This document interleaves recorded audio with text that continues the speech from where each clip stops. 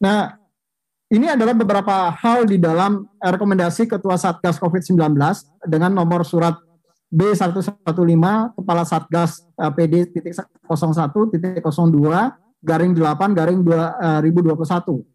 Yang pertama, Ketua Satgas mewajibkan semua peserta harus melakukan swab test rapid test PCR dalam kurun waktu yang masa berlakunya adalah 2 kali 24 jam. Atau rapid test antigen yang kurun waktu berlakunya adalah 1 kali 24 jam dengan hasil negatif atau non-reaktif. Yang pelaksanaannya wajib sebelum mengikuti seleksi calon aparatur sipil negara 2021. Jadi kalau misalnya dia mengikuti seleksinya besok misalnya, maka paling tidak hari ini mereka sudah mengantongi hasil rapid test antigen. Jadi disesuaikan kira-kira 1 kali 24 jam waktunya. Kemudian seluruh peserta diwajibkan untuk menggunakan masker 3 lapis atau 3 play dan ditambah dengan masker kain. Jadi ada double masker. Karena kita tahu dan sadar sepenuhnya bahwa varian Delta ini tingkat penyebarannya luar biasa cepat dan menurut press conference teman-teman WHO yang kami baca, kalau COVID yang varian pertama, varian Alpha, tingkat penyebarannya masih membutuhkan waktu sekitar 15 menit.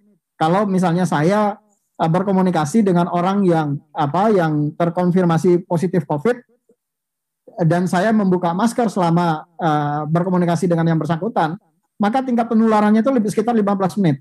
Tetapi yang varian Delta ini itu dalam 6 detik saja sudah bisa tertular. Itu report yang disampaikan oleh WHO beberapa waktu yang lalu. Nah, kami tentu sebagai yang bertanggung jawab di dalam penyelenggaraan ini tentu perlu berhati-hati betul. Jangan sampai seleksi calon aparatur sipil negara ini kemudian menjadi klaster baru di dalam penyebaran COVID-19 itu sendiri. Jadi ini yang kami juga minta kerjasama dari seluruh peserta bahwa mereka juga harus melaksanakannya dengan tertib dan tentu kalau yang bersangkutan kemudian tidak menggunakan masker yang double, nanti kami tadi sudah meminta panitia juga untuk menyediakan masker di titik-titik lokasi. Sehingga kalau masih menggunakan 1 lapis ya nanti mungkin bisa ditambahkan 1 lapis lagi agar yang bersangkutan betul-betul bisa memastikan bahwa yang bersangkutan tidak menularkan kepada yang lain kalau misalnya dia terkonfirmasi positif COVID. Kemudian menjaga jarak itu tetap physical distancing minimal 1 meter dan cuci tangan dengan sabun ini adalah yang sudah normal kita lakukan. Dan ruang kegiatan juga maksimal diisi hanya 30% dari kapasitas normal ruangan. Jadi ini yang perlu kita secara bersama-sama. Nah, khusus untuk peserta yang seleksi di wilayah Jawa, Madura dan Bali, maka yang bersangkutan wajib sudah mengikuti vaksin dosis tahap pertama. Jadi ini yang teman-teman Satgas meminta khusus bagi peserta Jawa, Madura dan Bali, mereka wajib untuk sudah mengikuti vaksin dosis pertama.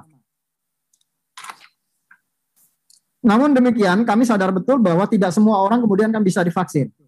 Nah, kalau ada orang yang tidak bisa divaksin, misalnya ibu hamil atau menyusui, kemudian penyintas COVID yang waktunya belum 3 bulan, kemudian orang yang komorbid yang kemudian tidak bisa divaksin, maka yang bersangkutan wajib untuk membawa surat keterangan dokter yang menyatakan bahwa peserta tersebut tidak bisa divaksin. Jadi mereka masih tetap diberikan kesempatan, tapi harus membawa surat keterangan dokter yang menyatakan bahwa mereka tidak bisa divaksin karena beberapa alasan. Kemudian wajib vaksin ini di daerah Jawa, Madura, Bali itu seluruh instansi itu harus segera berkoordinasi dengan Satgas COVID setempat untuk memastikan ketersediaan vaksin dan memobilisasi percepatan vaksinasi. Ini tadi juga sudah kami himbau kepada seluruh instansi waktu kami rapat koordinasi tadi pagi. Dan apabila ketersediaan vaksin pada H-3 itu ternyata tidak mencukupi, maka pansel instansi itu dapat memutuskan, tentu setelah berkoordinasi dengan kami di pusat, apakah peserta tadi wajib atau tidak wajib mengikuti vaksin. Kami tentu saja sangat mendorong bahwa prinsip utamanya adalah kita tidak boleh merugikan para peserta. Jadi ada memang kebijakan pemerintah yang harus kita penuhi, kita laksanakan secara bersama-sama, tetapi juga pelaksanaan agar upaya untuk mencegah penyebaran COVID ini betul-betul bisa kita minimalisir.